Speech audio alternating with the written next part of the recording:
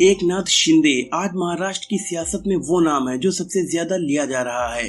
एकनाथ शिंदे ने ठाकरे सरकार से बगावत करके बागी विधायकों का गुट बनाया और अब महाराष्ट्र के सीएम बन चुके हैं। कुछ दिनों पहले तक किसी ने नहीं सोचा था कि बाला साहेब ठाकरे की शिवसेना में इस तरह की बगावत होगी।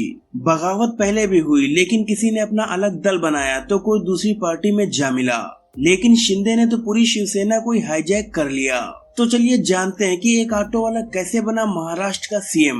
जब 2019 में चुनाव हुए तब एक चर्चा ये चली थी कि एकनाथ शिंदे को सीएम बनाया जाए, क्योंकि जैसी की परंपरा थी बाला साहेब मातोश्री से ही सत्ता और संगठन को देखा करते थे, उद्धव भी उसी राह पर चलेंगे।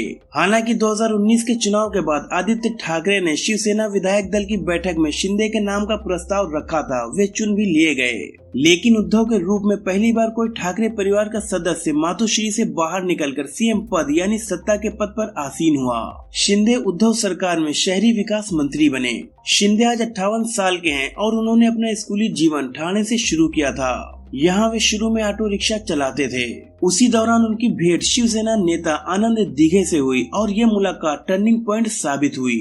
महज 18 साल की उम्र में शिंदे का राजनीतिक जीवन शुरू हो गया। एकनाथ शिंदे ने 1997 में पहली बार ठाणे नगर निगम का चुनाव लड़ा और पार्षद बन गए। फिर 2001 में वो नगर निगम सदन में विपक्ष के नेता बने। जब वो पार्षद थे तब एक एक्सीडेंट में उन्होंने अपने 11 साल के बेटे और 7 साल की बेटी को खो दिया। उनके दूसरे बेटे श्रीकांत उस वक्त 13 साल के थे, जो आज शिवसेना के सांसद हैं। शिंदे ने अपनी राजनीतिक पकड़ और दूरदर्शिता से धीरे धीरे शिवसेना में पकड़ बनाना शुरू कर दी। जब 2005 में नारायण राणे ने शिवसेना छोड़ी तो शिंदे ने पार्टी में अपना कद बढ़ाना शुरू कर दिया। इसके लिए उन्हें काफी अच्छे अवसर भी मिले और पूरी निष्ठा के साथ उन्होंने आगे बढ़ना शुरू कर दिया। फिर जब बाला साहब के लिए बेटे उद्धव ठाकरे और भतीजे राज ठाकरे के बीच वर्चस्व की लड़ाई में मुसीबतें आने लगी, तब ठाकरे परिवार से एकनाथ शिंदे की करीबियां बढ़ने लगी। इसी बीच शिवसेना की ओर से उन्हें 2004 में ठाणे से विधानसभा चुनाव लड़ने का टिकट मिल गया। ये टिकट केवल चुनावी नहीं था, बल्कि ये टिकट उनके राजनीतिक सफर को सफल बनाने का था। उन्होंने 2004 में ठाणे से चुनावी जीत दर्ज की। उसके बाद 2009 में भी चुनाव जीते।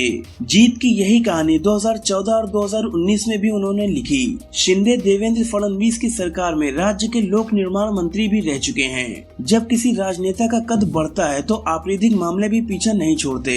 एकनाथ शिंदे पर 18 आपराधिक मामले दर्ज हैं। उनके पास करीब 12 करोड़ से ज्यादा की संपत्ति है।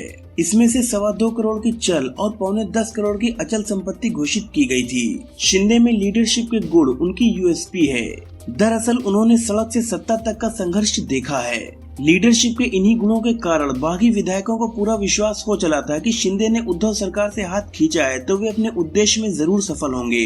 यही कारण रहा कि एक एक करके कई विधायक सूरत के रास्ते गुवाहाटी पहुंच गए थे। मुख्यमंत्री रहते हुए महाराष्ट्र की सियासत में उनकी जमीन कितनी ताकतवर होती है, ये तो आने वाला वक्त ही बताएगा। लेकिन आज शिंदे ही महाराष्ट्र की सियासत के अहम किरदार हैं और ये सच बीजेपी भी अच्छी तरह से जानती है।